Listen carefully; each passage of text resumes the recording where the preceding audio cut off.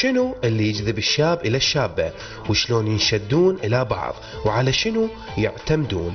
شريكة حياتي اختارها انه اهم شيء الاخلاق. والله اهم شيء تكون جميلة ويعني عندها انوثة. طبعا كشكل.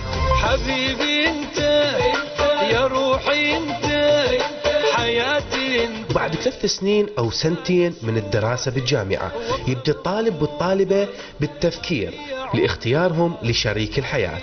قضية أزلية، كل وقتك أنت مجرد أن بلغت راح تفكر بهاي القضية، تبدي وراها اختيار النوعية وشنو نوع البنية، أكيد واحدة من المطالب اللي هي شوفها أساسيا وبشرة البنية، أنا شخصيا البنية اللي ببالي أكيد سمرة متوقع، إذا أبيضة ما راح أتقبل ولا أحب أي.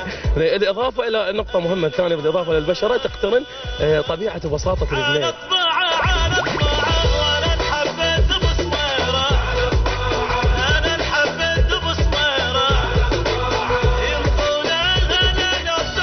والبعض من الطلاب قالوا انه اختيار شريك الحياة يعتمد على يعني شكله اكيد لازم طويل وحلو، اني اهم شيء يعني والولد. علاوي يا علاوي يا علاوي علاوي يا علاوي يا علاوي اسمار كحيل العين يا علاوي علاوي يا علاوي. والبعض الاخر ركز على الطبقة الاجتماعية والمعيشية والثقافية.